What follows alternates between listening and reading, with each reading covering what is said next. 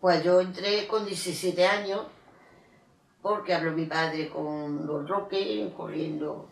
Entré, porque a ver, no había trabajo y entré en el almacén.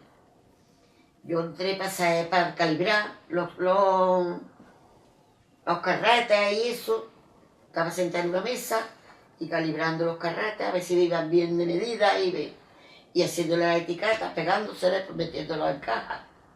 Y allí me tiré yo lo menos 3 o 4 años. Pero yo, lo que le digo, que era muy... y yo no podía estar sentada. Y me pillaron un día ayudándole a una de las máquinas, y pusieron en las maquinillas, ya las maquinillas tuve en trafilería hasta que me casé. Pues en las máquinas el hilo más fino. Llevaba con una turbina, llevaba 2, y eso iba enganchando unos diamantes, cada uno más fino, de la medida que tú querías el alambre. Sí. Ponía unos rollos al lado y con agua y jabón mandaba las máquinas. Tenía que meter las manos y eso.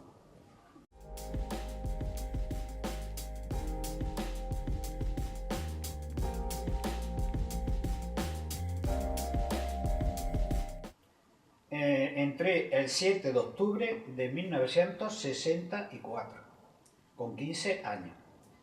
Yo me examiné el año anterior, pero según el jefe de personal fallé una pregunta o dos y no llegué a la puntuación. Bueno, y ese año pues entramos, que yo recuerde, unos 15 aprendices.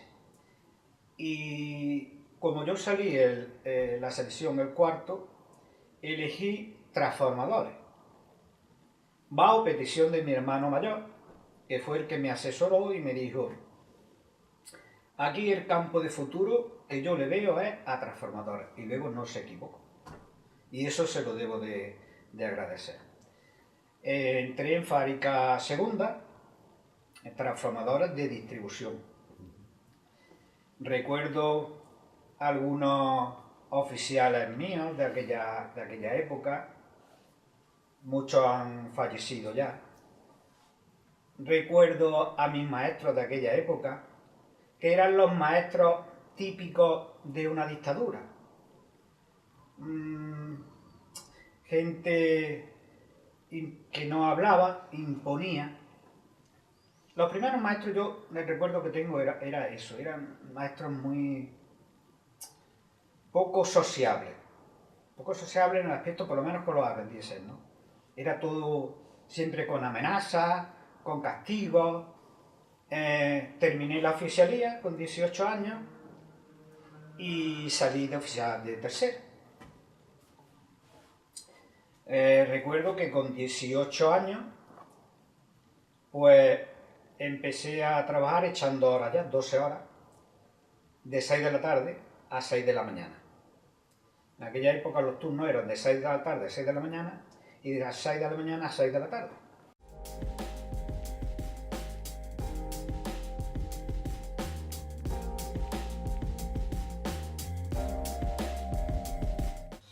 A los 14 años, pues entonces me presenté por la escuela de aprendices, saqué el número 2, porque el primero se lo llevó el sobrino de Jaime. Bueno, saqué el número 2 y mi padre escogió para mí el elemental.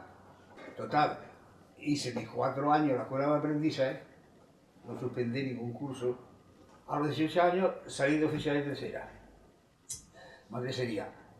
A los 19, por concurso de oposición, saqué oficial de segunda. Y a los 19, también por concurso de oposición, saqué oficial de primera. Que entonces era cuando el cierre de las minas de Peñarroya, entonces todos los mecánicos eran buenos profesionales.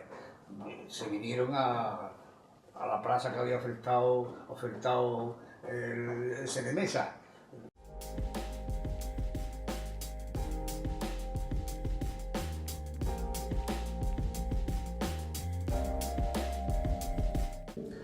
Había un ingeniero, sí, que era jefe de los dos, luego había otro jefe por debajo, y después ya estábamos a eso. En aquel momento, cuando eso, luego ya más tarde, o sea, la categoría más alta en ese momento la tuve yo, pero al poco tiempo a los demás le dieron ya la categoría. Muy buen compañerismo, allí había buen compañerismo.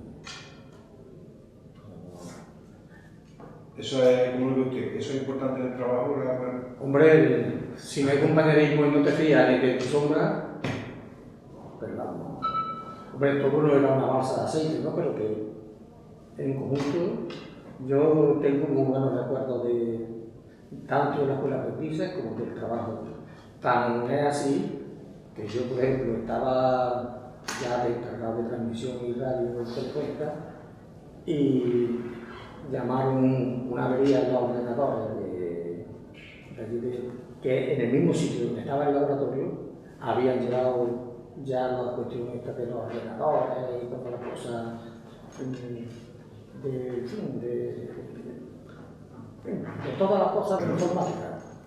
Y entonces pues yo fui para recordar aquello y la verdad que me da nostalgia el ver aquello también cambiado, porque ya no había ni maquinaria ni nada.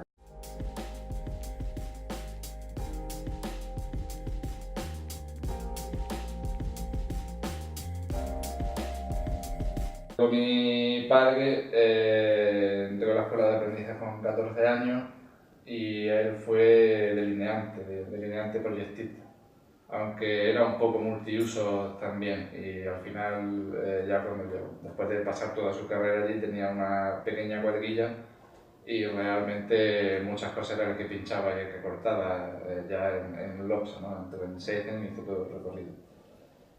Se encargaba de firmar contratos de venta, quiero decir, no de personal, de diseñar soluciones para los problemas técnicos cotidianos, en fin, que hacía prácticamente de todo. De hecho, le llevaba bastantes horas de trabajo, aunque su horario normal en teoría era de 7 a 3, que era un horario muy bueno, de lunes a viernes, pero había temporadas que trabajaba toda la semana y se iba por la mañana y volvía por la noche, en función de la demanda de producción.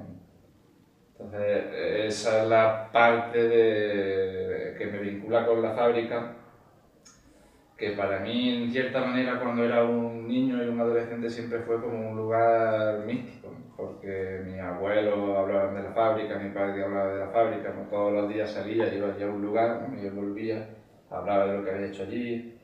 Mi tío también trabajaba en la fábrica, el hermano de mi madre. Y entonces pues yo tenía esa idea, ¿no? Bueno, aparte de todos los vecinos y tal, de la fábrica como un lugar místico, que era una construcción imaginaria mía de un cierto espacio que siempre llamó mi atención.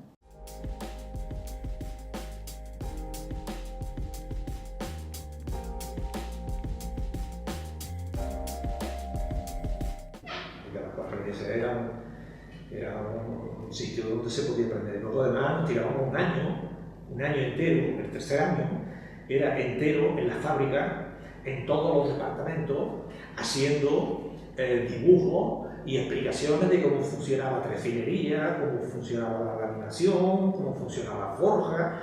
Llegábamos al departamento, nos tirábamos 2 semanas y allí teníamos que sacar dibujos de las principales máquinas, explicar el funcionamiento.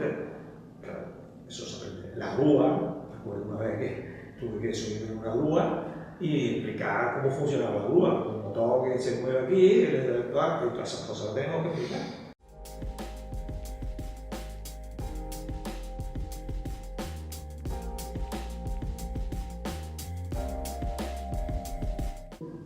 Mi carrera profesional, pues, por decir, como el que empieza de aprendiz y llega a lo más alto, ¿no? de su carrera. Bueno, yo empecé como aspirante a delineante y después fui cogiendo categorías hasta alcanzar la máxima categoría que podía darse, que era el delineante proyectista. Así me estuve cerca de 20 años en mi trabajo. Me dediqué sobre todo a la proyección del trabajo de los proyectos en transformadores de alta potencia, en una de las especialidades que tenían los transformadores estos. Y bueno, pues me desarrollé hasta que ya me jubilé. Mi padre trabajaba también en Cenemesa. Relaciones públicas, tuvo bastante relaciones públicas, por eso que era muy cordobés, con gente de lucha, gente de Córdoba, con el alcalde de Córdoba, con personalidades, entonces se pide relaciones públicas para la empresa. En plena guerra civil, creo que fue en el año 37, hasta el año 70, por ahí. La electromecánica, entre otras cosas, que en un momento determinado, sobre todo antes, unos años antes de la guerra civil, que debía de fabricar maquinaria eléctrica, no únicamente dedicarse exclusivamente a lo que era la materia prima, que eran los cables y la perfilería y todo este tipo de cosas, ¿no? Entonces crean unos talleres anexos, anexos no, dentro de la misma fábrica, para sobre todo construir transformadores y motores eléctricos. Claro que la sociedad lo iba demandando, ¿no? Entonces llegaría un momento que la sociedad se divide.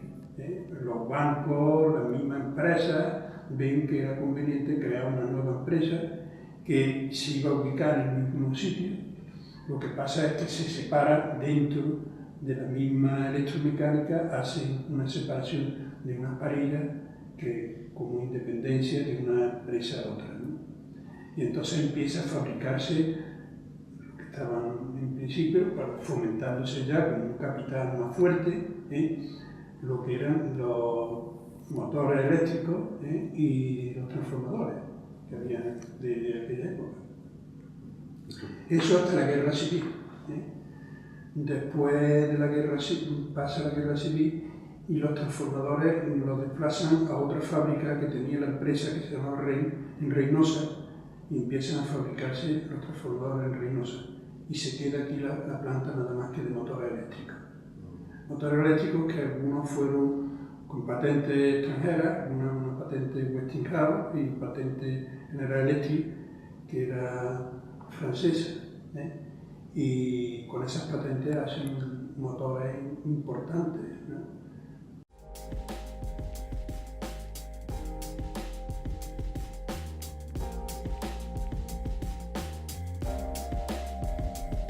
Y entonces vieron que allí se extraía mucho carbón, no se consumía.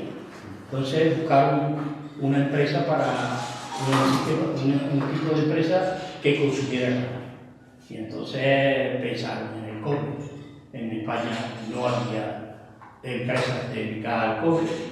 El cobre era una cosa nueva y era un tema bastante importante para la economía del país, y fundamentalmente Córdoba, al montarse aquí la empresa, fue importantísimo para la economía del país.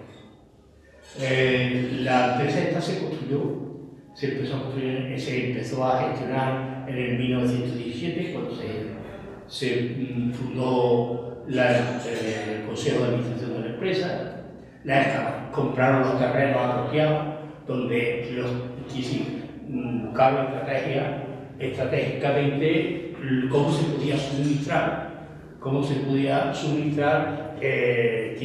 toda la producción, cómo se podía extraer las vías del ferrocarril, todo lo que estaba muy estructurado en la empresa, la emplazaron en un sitio estratégico y fundamental para Córdoba y para la empresa. Saben perfectamente que la empresa era un ángulo en el cual pasaba la vía de Málaga, la vía de Sevilla, y entraba una línea que entraba dentro de la fábrica. Esta empresa verdaderamente cumplió un producto que se consumía muchísimo carbón. Yo recuerdo perfectamente montones, cerros completos de carbón, donde entraban los vagones, descargaban, porque se producía, todo se hacía bajo hornos, y los hornos estos se alimentaban de carbón. Realmente cumplió el fundamental motivo de haber hecho la empresa. Luego la empresa tuvo un desarrollo, fue importante, hubo grandes técnicos aquí en la fábrica, grandes técnicos, pero eran técnicos que, por la variable se ve perfectamente, trajeron un técnico eléctrico, trajeron un técnico en fundición, trajeron un técnico, vinieron de todas partes, de España y más del norte, generalmente vinieron mucha gente del norte, vinieron a esta empresa como técnicos. Pero claro, estaban tocando una de las cosas nuevas aquí en Córdoba, o en España, que es el cobre, metales no ferrosos, donde la cantidad de material que se fabricaba aquí era tremenda. Y sí, se fabricaba el cobre electrolítico en base a la chatarra, y aparte de eso, de las minas del Río Tinto, que luego ya se trajeron de otras partes, venían de Chile, venían de esto, o sea, de la parte de África, pero fundamentalmente se consumía el cobre de Río Tinto y se consumía la chatarra. Camiones y camiones de chatarra, los almacenes de chatarra eran...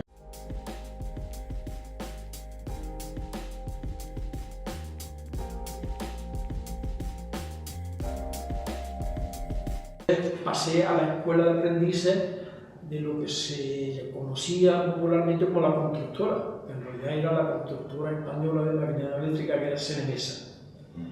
SENEMESA era una filial de la electromecánica, se había separado escasos años antes para dedicarse en vez de al cobre, como se dedicaba básicamente en la SESI o la electromecánica, pues se dedicaba a los motores y los transformadores, digamos la distribución eléctrica. Y entonces aquella escuela de aprendices, que creo que tuvo su primera promoción en el año 51, tenía gran prestigio. Y formaba muy buenos profesionales en trabajos que en aquellos años pues, estaban relativamente bien remunerados. Eran fresadores, torneros, matriceros, ajustadores, y las características que tenía la empresa hacían que la formación fuera realmente buena. Yo entré en el año 61 y a pesar de que en aquellos años ya era miope, pues intenté hacer mi pinito como ajustador matricero, algo absolutamente antagónico. Un matricero no puede ser miope. Entonces tuve que dedicarme a otra cosa, pero bueno, permanecí en la escuela de aprendices y orienté mi actividad hacia lo que se conocía entonces, que fuimos los pioneros, la calidad industrial. Y entonces estuve casi toda mi vida trabajando en laboratorio y posteriormente ya a los programas y a los sistemas de calidad. Pero realmente la experiencia absolutamente bastante interesante fue cuando fui aprendiz, entre el 61 y el 65. La escuela de aprendices era una cosa realmente singular. Sí que había 25 plazas y nos presentamos 3.000 pequeños ilusionados de Córdoba en tener un oficio, hasta el propio desarrollo. La escuela tenía excelentes profesores, excelentes, es decir, que todo lo que se diga es poco. La promoción era realmente buena, intelectualmente, políticamente, ¿qué puedo decir? Es decir, eran gente que adquirimos una conciencia social rapidísimamente. Curiosamente había quien decía que el primer año no teníamos ideología, en el primer trimestre éramos socialistas, en el segundo trimestre comunistas y en el tercero éramos anarquistas. Yo creo que es un poco exagerado, pero quizás se aproxime algo a la realidad.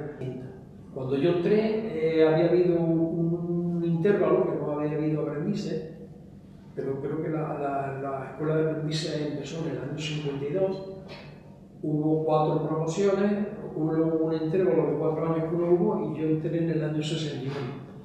Y entonces, pues allí en aquella época ya había personas que eran bastante célebres. Estaba, por ejemplo, Juan García Baena, que había sido un premio internacional de matricería. Sí, el prestigio que tenía la escuela de aprendices era de la gran capacitación profesional que tenía la gente. casi todos los ajustadores, matriceros, torneros, fresadores, todos eran premios nacionales en los concursos que convocaba el régimen, concursos profesionales. Es que ganaban todo, sí, empezaban a ganar en los regionales, luego, bueno, los locales, luego en los regionales, luego iban a los concursos que había de ámbito nacional y ganaban, y iban a los internacionales. El ejemplo de Juan García Baena, que cuando coincidió con la concesión de Bruselas fue declarado el mejor aprendiz del planeta.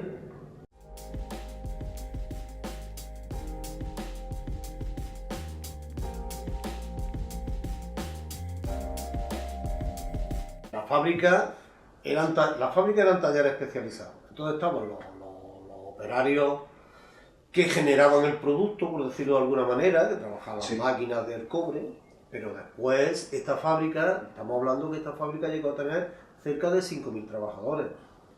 Y todos no eran operarios del cobre. Después estaban los servicios.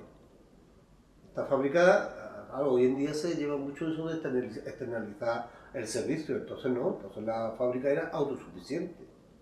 La fábrica tenía desde un servicio de limpieza hasta, en este caso, un taller de electricidad que se encargaba de qué? Pues del mantenimiento de las cuestiones eléctricas. Ahí entra mi padre. Mi padre había trabajado en este que dijimos antes de Guerrero, pues tenía el oficio de electricista y entra en el taller eléctrico. Ahí está un tiempo, hasta que ya sube de categoría y se pasa, ya empiezan con hacen allí donde está el Club Aladino, cerca de mi Albaida, ponen los del IBM, ya se informatiza entre comillas, empieza a poner nuevas líneas de teléfono, entonces pasa a la zona de telefonía, ¿no? Luego ya se sale, está afuera, y cuando vuelve pues ya está ahí en el descanso del Guerrero esperando a que le llegase la hora. 3 relevos, un relevo a las 6, otro a las 2 y otro a las 10. Mi padre nunca estuvo de relevo, mi padre siempre estuvo a las 6 de la mañana. ¿Por qué? No lo sé. Pero siempre, yo nunca recuerdo a mi padre ni de noche, ni a las 2, pero aquí efectivamente, porque yo creo que los servicios, lo que eran los talleres auxiliares, por decirlo de alguna manera, tenían ese turno. Trabajaban de día, por decirlo de alguna manera, de sábado. Y luego ya los de producción, pues eran los que tenían 3 relevos para que las máquinas no parasen, lógicamente, para que la producción fuese al máximo, ¿no? Entonces eso, que había eso, 3 relevos. Venía la gente o en bicicleta, o en el 3A o el 5, eran los 2 autobuses que había. El coche...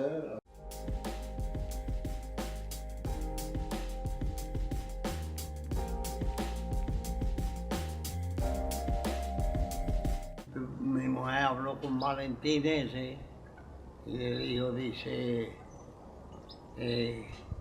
yo voy a ver si averiguo yo con... Y entonces estuvo hablando con otro y me dijo, dice, te vamos a echar a la fábrica agregado. A mí no me dijeron ni que Valentín lo había arreglado ni nada. Dice, te vamos a echar a la fábrica agregado. Bueno, no me echáis donde queráis. Entonces fue cuando los primeros días, cuando llegué, me pusieron a partir gorros allí en el Artolo.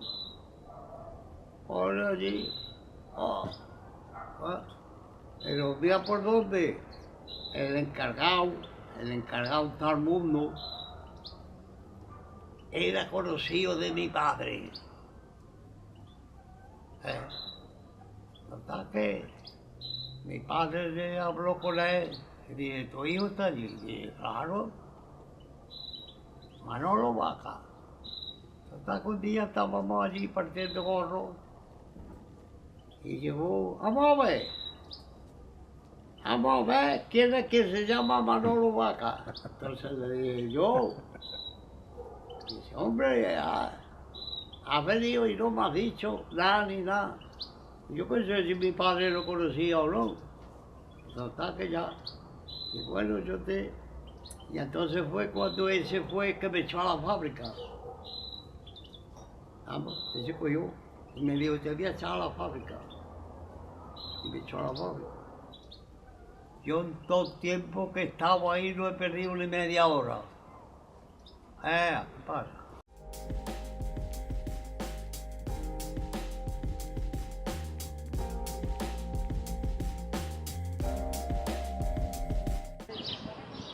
estamos precisamente en el recinto donde estaba ubicada, muy próximo a la fábrica, y esto era de alguna manera el suministro donde se suministraba la empresa de la gente para después pues, realizar los trabajos, quizás con una preparación mejor que lo que hoy día es una formación profesional. Eran 4 años de aprendizaje, entraba a formar parte de la empresa y por supuesto había gente que con 17, 18 años, hemos estado hablando ahora, estaban muchísimo más preparados que cualquier ingeniero técnico de hoy día.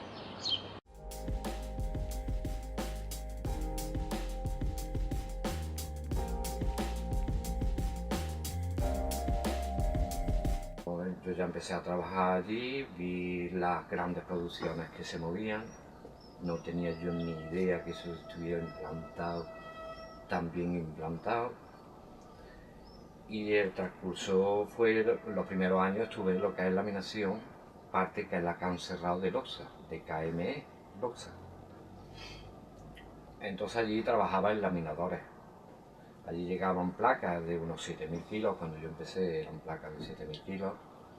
Y lo que hacían las maquinarias eran estirar esas placas en caliente, los laminadores, hasta sacar una medida, que luego eso se iba a transportar, o sea, se iba a mandar prácticamente para todo el mundo.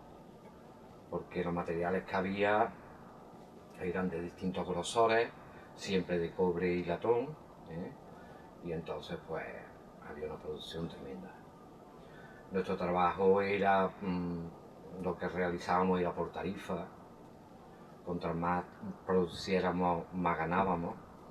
Entonces había como especie de un estrés en el trabajo bastante acusado. Bueno, allí ya yo me tiré unos 3 años, más o menos. Decidieron esta gente que en vez de hacer estrecho ya se pasara un poquito más ancho para intentar sacar más kilos. Yo no sé con qué intención, porque yo sé que contra más estrecho fuera el material y más fino, más generaban ingresos, que bueno, eso son políticas de empresa que yo fui notando que estaba cambiando. Tomaron ya medidas mucho más anchas, bobinas más grandes, y nada, y seguían las producciones. Hasta que yo ya decidí a los 3 años y medio, 4 años que me tiré en laminación trabajando, pasar a la otra parte que era de laminación, que era la fundición real. Era la fundición donde toda la chatarra prácticamente de todo el mundo llegaba allí, y lo que era que tenían sus hornos preparados, hornos grandísimos, para meter esa chatarra y fundirla a unos determinados grados y luego convertirlo eso, el líquido en sólido, a base de unas mesas de colada y unos maestros. Pues todo ese trabajo se realizaba allí.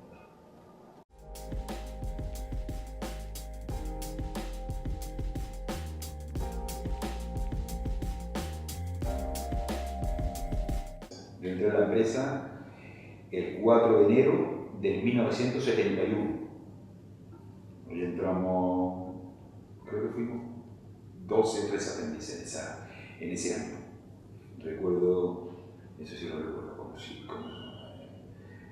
el primer mes que yo recuerdo que los aprendices cobraban 1.000 pesetas.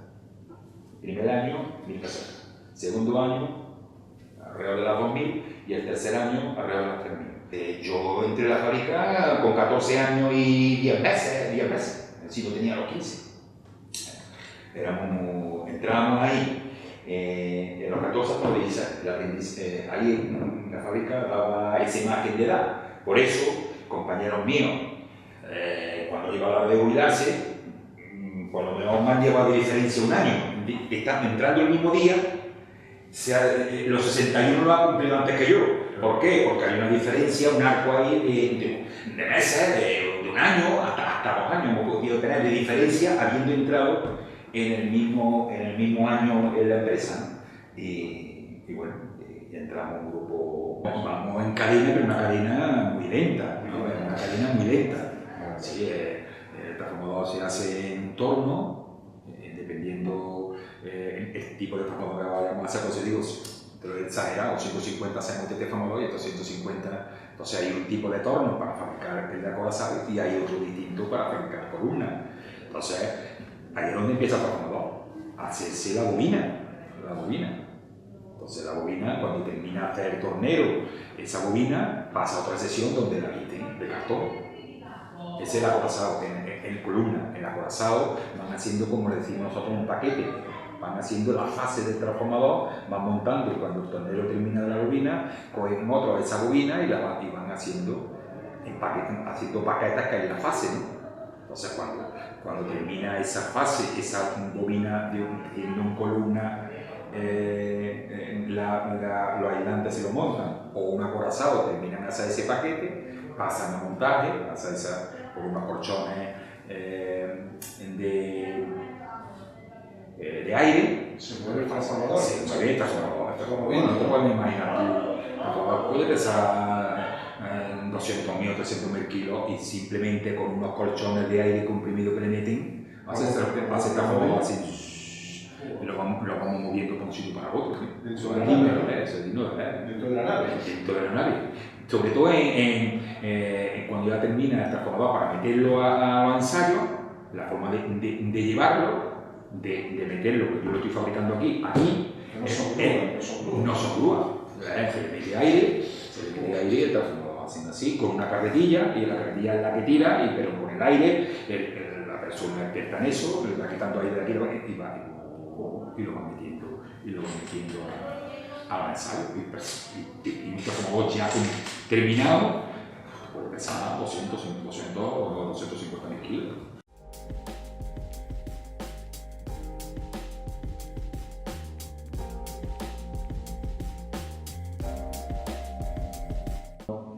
Me coloqué en varios sitios profesionalmente hasta que unas oposiciones que hubo en las electromecánicas, que entonces no eran esas oposiciones de miles de personas que ahora hay para cualquier puesto, y tuve dos oportunidades, una entrar en el Banco Exterior de España, estoy hablando cuando tenía 18 años, o casi cumplidos,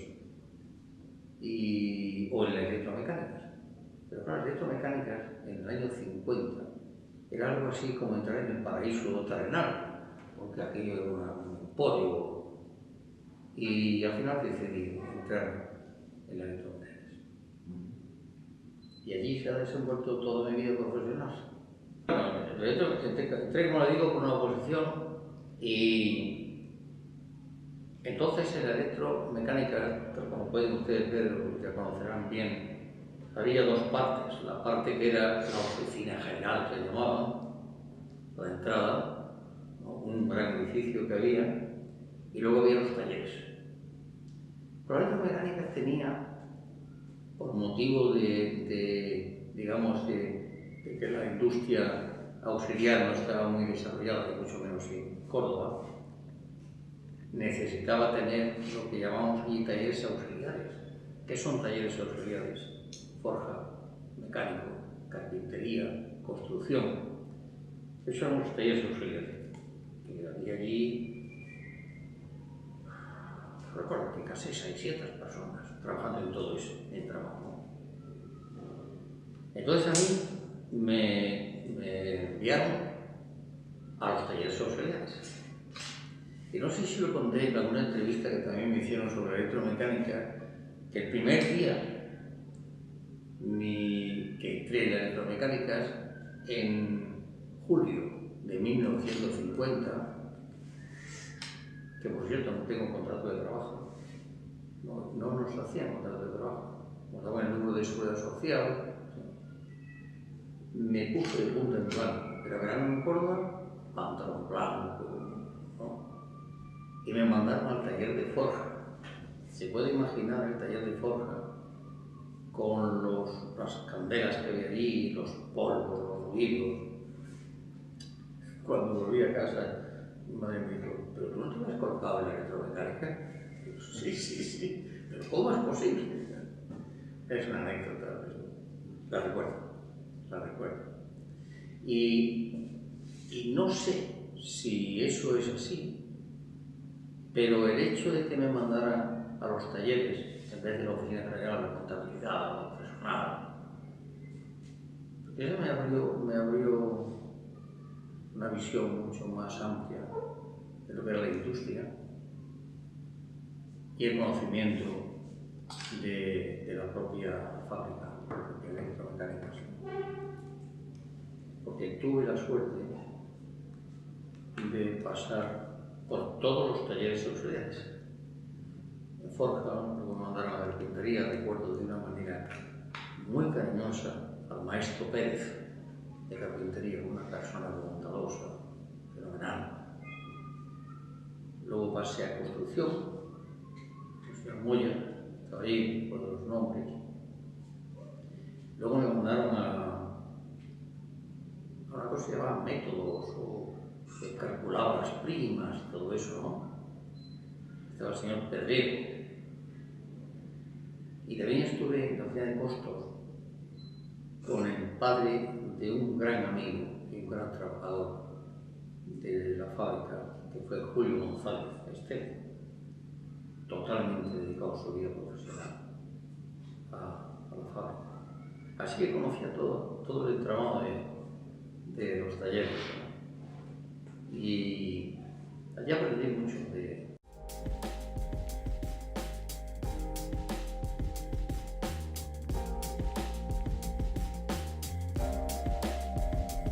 Chico, mi padre era, por lo visto, lo que me hablan y eso, aunque yo ha vivido mi padre y yo lo he visto trabajar, era de uno de los mejores soldadores que tenía la letra. Lo de la iglesia, la lámpara que hay colgada, esa la hizo mi padre toda. Y por lo visto, lo que me hablan y eso, que era un trabajo de estos buenos. Estaba en Forja. Sí, eso es un taller, pues yo estaba también trabajando en la Electro y yo estaba en rectificado, que era que los cilindros de laminación, pues los rectificábamos y eso, en laminación. Y mi hermano ha estado en mantenimiento de motores y cosas de esas, ahí en la Electro también.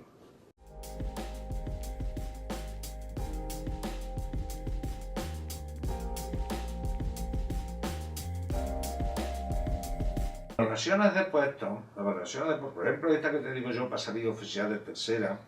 Luego, cuando yo subí de tercera a segunda, hombre, más o menos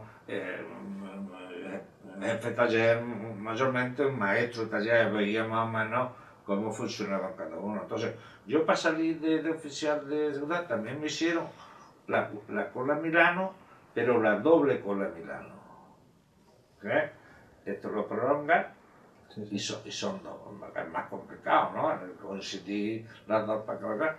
Bueno, te sabes más, tenés que competir con compañeros tuyos que estás trabajando, que compartas el bocadillo con ellos, tal que cual, y luego competir en este sentido, cuando realmente que tendría que haber tomado las valoraciones eran los jefes, ¿no?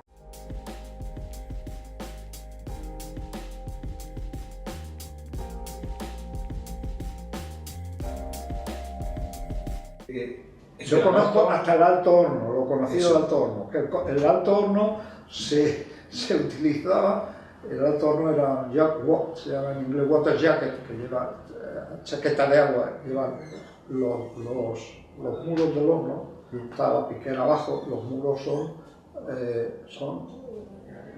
de acero, pero en medio circula agua para tener esto refrigerado y no se funda. Y entonces arriba se echaba el mineral, se iba fundiendo conforme bajaba, a baja salía el cobre y luego salía la escoria, y la escoria se tiraba en los, yo no sé dónde, no recuerdo, se tiraba en algún sitio por ahí, se tiraba de los terrenos de la electromecánica. Y lo que a veces las fugas que había de la electrolisis, las fugas que había del ácido, pues algunas veces había fugas en donde estaba el bosque de eucalipto, y por eso se ha dicho de que eran de los terrenos más contaminados de Córdoba, la parte esa que está ahí, que era cuando se había alguna fuga, pues, que iba para allá, ¿no? Que era de estos sitios. Una fuga por mala operación o por donde fuera. Está el alto horno, que del alto horno pasa al horno de ánodos, y del horno de ánodos a la electrólisis y al horno de cátodos. Este es el proceso. Alto horno, que coge mineral o coge material de muy baja ley, sale cobre de más alta ley que se mete en el horno de ánodos, el ánodo sale para la sala de tanques, en la sala de tanques se refina ese ánodo y sale el cátodo, que es un material ya cobre prácticamente puro, y eso, que no tiene forma, se mete en un horno, el horno de cátodo, para darle forma de lingote. Y el lingote se mete en un horno para, con extrusión, hacer hilo. El hilo blando. Esta es un poco la...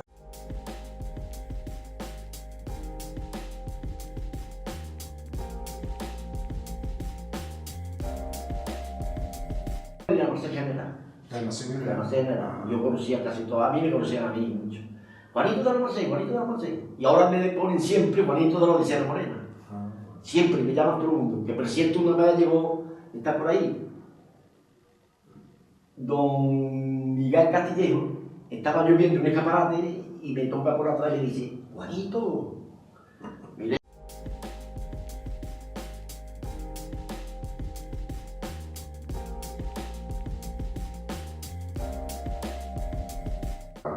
Porque había una cosa entre los jóvenes y los nenes del barrio, era que nuestro futuro estábamos como mentalizados, ¿no? Que nuestros padres eran de la fábrica y que nosotros teníamos que hacer de la fábrica. O sea, hay muchos que no, que se fueron.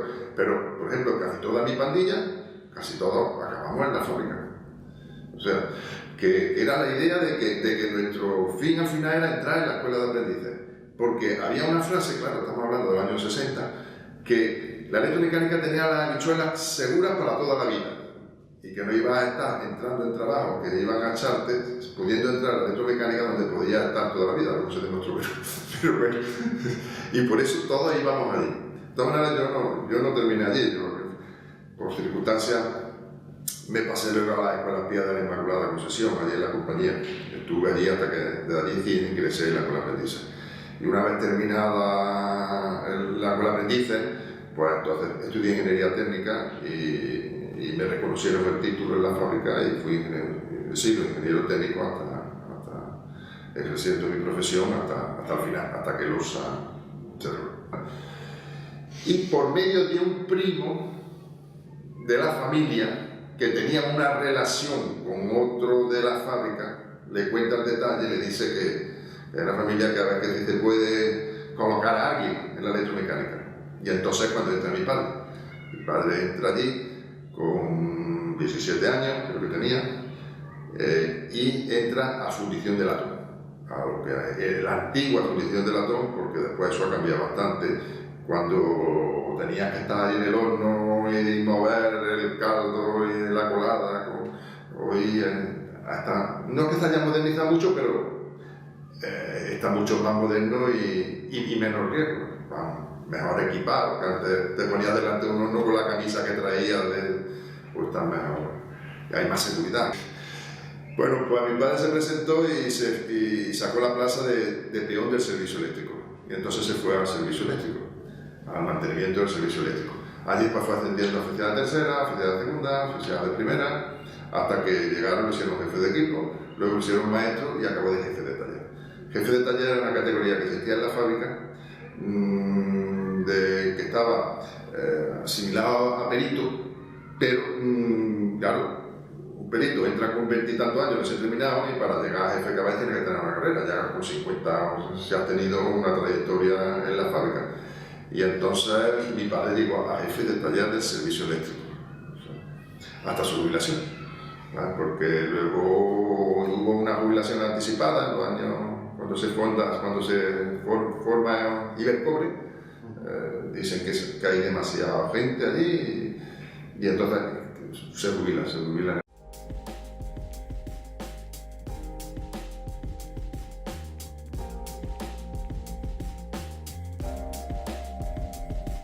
Desde luego se forma, tiene una formación buena, luego es un trabajo fijo.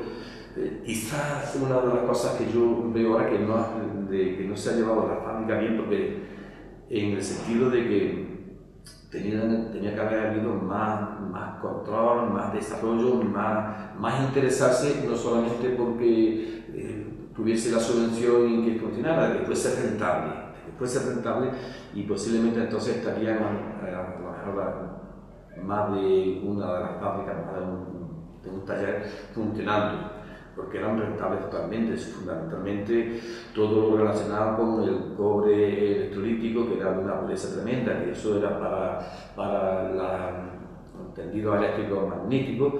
Había una cablería, que donde se hacía el cable para la alta tensión, el hilo trasquilado también, la tubería de cobre era rentable totalmente. Y Peninsular de Latón actualmente fue el perfil de Ibarra, donde se hacían perfiles de Ibarra de una aleación de cobre, fundamentalmente de latón. En fin, que el desarrollo de la fábrica, el tiempo de la fábrica ha sido bastante bueno, y de muchos amigos, de muchos compañeros, también del trabajo que yo desarrollaba. Fui electricista. Luego pasé a un laboratorio de electrónica, donde se hacían reparaciones de equipos de electrónica, y al final, pues mis últimos años también han sido nuevamente de electricista, de mantenimiento de maquinaria, entrando a relevos, a turnos, 3 turnos era 4 turnos, en Peninsular de Latón. Anteriormente era perfil de Ibarra, y era una de las naves de la antigua SETI, Sociedad Española de Construcción Electromecánica. Después pasó a llamarse Ibercobre, después Darroch, y ya últimamente pues había 3 fábricas, que era CUNES, la Peninsular de Latón y Losa. Actualmente pues queda Peninsular de Latón y CUNES funcionando. La de Losa muy poco, parece saber que van a hacer algún trabajo de fundición o algo de eso, pero muy poco personal.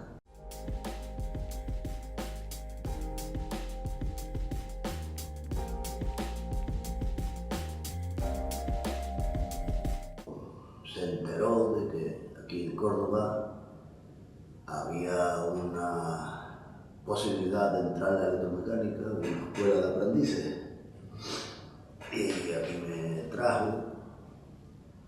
En fin, estuvo insistiendo para que me preparara para superar el examen, y así un poco es como llegué a la electromecánica, a la escuela de aprendices, que era una escuela, la verdad, que moderna, con profesores súper cualificados, porque eran ingenieros, peritos, etcétera, de la fábrica, por lo cual efectivamente la formación que nos daban en la escuela de aprendices era muy equiparable a la de un perito de la escuela de peritos que había entonces, ¿no? Una cualificación importante. Un examen, había que pasar un examen, y aprobamos 51, 52, yo saqué 20. No estaba mal porque pasé de pueblo. Sí, teníamos prácticamente todo el día. Por la mañana entrábamos a las 8, creo que era, y hasta la hora de comer y vuelta por las tardes. O sea, era un horario. Y además allí había que currar. Teníamos práctica, había un taller de ajuste, y teníamos práctica y teoría, ¿no? Horas de estudio, en fin, estaban bien organizadas, y la escuela además era moderna, todo muy bien. Y recuerdo.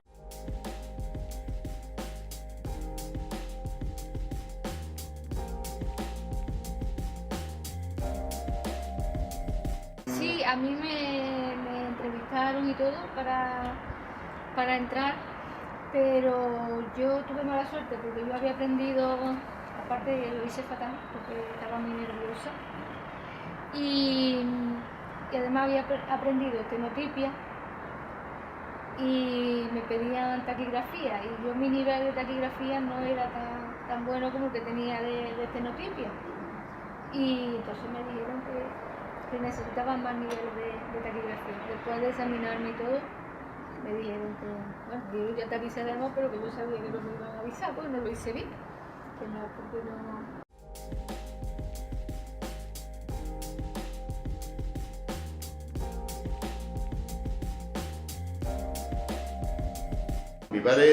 Mi padre estaba en Sevilla, era mecánico de coche, en la calle Gómez. Entonces lo requisaron en la guerra y se lo llevaron. Entonces cuando mi padre terminó la guerra, digo, bueno, a mí me han hecho exactamente la vida, ¿yo qué hago aquí? Yo me quedo en el ejército. Se quedó en el ejército como mecánico, ajustador y armero. Después ya vino una especie de reforma y entonces vieron que tenía que hacer unos cursos en Sevilla para meterlo en la escala básica de trabajo, que eran colaboradores blancos. No eran entonces los jóvenes, los que eran mecánicos, los que llevaban el maestro tratador, allí había un maestro tratador, allí había un maestro guarnicionero, allí había un maestro carpintero, allí había todo. Entonces me parece que está allí. Entonces fue a Sevilla a hacer los cursos, los aprobó y se quedó ya de brigada. Después se hizo subteniente y se jubiló de subteniente en Lepanto. En Lepanto lo que menos hizo fue arreglar escopetas, ni cañones, ni nada, porque era profesor de educación física y a los soldados los preparaba para ir a los campeonatos nacionales del ejército. Y ahí se peleó, en ese mundo se peleó siempre. Después estuvo también dando clases en la escuela de peritos y en la electromecánica también estuvo dando clases de gimnasia. Pues, para la fábrica, cuando terminé el cuarto curso, me mandaron a la fábrica. Entré en la fábrica y yo cuando entré en la fábrica estaba con una limita allí en el tallercito de la escuela aprendiz a ver aquello que se quedó por los sombrados, porque allí, y me mandaron al taller a fundición de latón. Yo cuando entré allí digo, ay madre mía, pues esta gente trabajaba como ahora, máquinas con botoncitos, entonces era todo a base de común. No había ni carretilla ni nada, todo eran carretillas achuchándole a los hombres, eso era tercer mundito. Que allí entré en mecánico, no, primero me echaron a forjar. Y yo pues no quería estar porque tenía nada más larga. Y en una oportunidad me dijeron, hace falta para los tornos revolver unas piezas para la cenemesa. Digo, pues yo me voy, me pregunté y me puse a los tornos revolver. Y estuve allí, a los tornos revolver, pues ya pasé al taller. Y cuando estaba al taller había un encargado que era muy buena persona, Era muy chinche, pero era muy buena persona. Llegó y me dice una mañana, recién entrado, dice, en las fotos que he visto tendrán las fechas del 67. Yo entré en el 74 años, entré en el 58, 62 por ahí. Pues al año y pico me dice, ¿cuál es la herramienta? Digo, Navarro, ¿dónde vamos con la herramienta? Pues siempre vamos a preferir a la prensa. No, te vas a la locomotora, te vas a reparar. Lo que entiendo de la locomotora, Navarro, yo no sé nada. Tengo que estudiar los libros de papá, no sé nada, ni yo tampoco, pero pues y ahí están las piezas, que te monté la máquina pieza por pieza, la reparé pieza por pieza y la chanté a la máquina.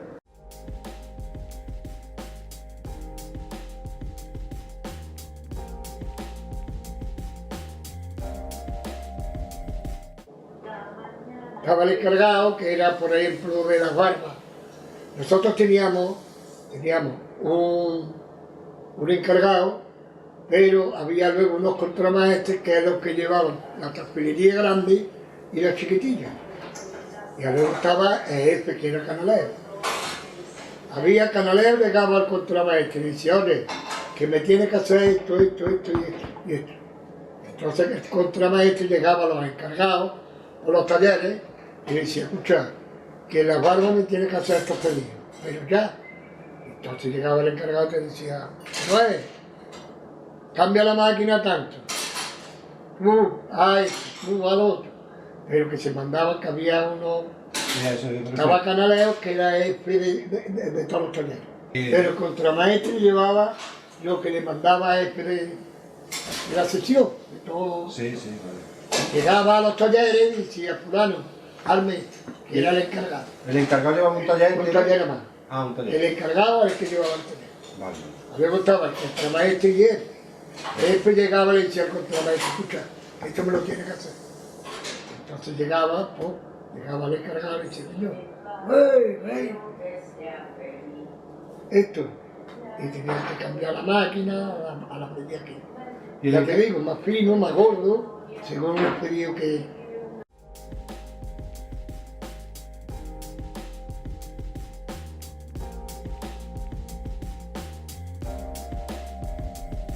Porque de la escuela Bendice, los que me entraban allí eran los que eran hijos del pueblo, o sea, hijos de que tuvieran los padres ahí dentro.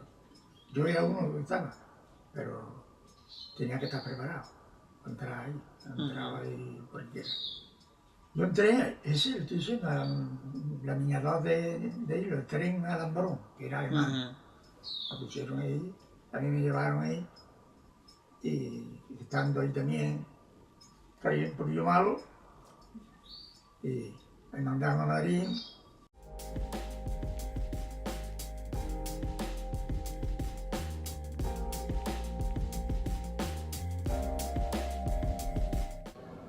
Bueno, en un examen no me dieron puntos, porque entonces daban puntos, porque no era mi padre el que trabajaba, y pasó a la aprendiz y bueno, terminé de más. Hay un porcentaje alto de la escuela de aprendices, que con el sentido un poco paternalista del régimen, hacía este tipo de cositas, ya que a algunos chicos de esta misma casa donde estamos, o de San Gonzalo, le daban unos puntos para poder entrar en la escuela de aprendices.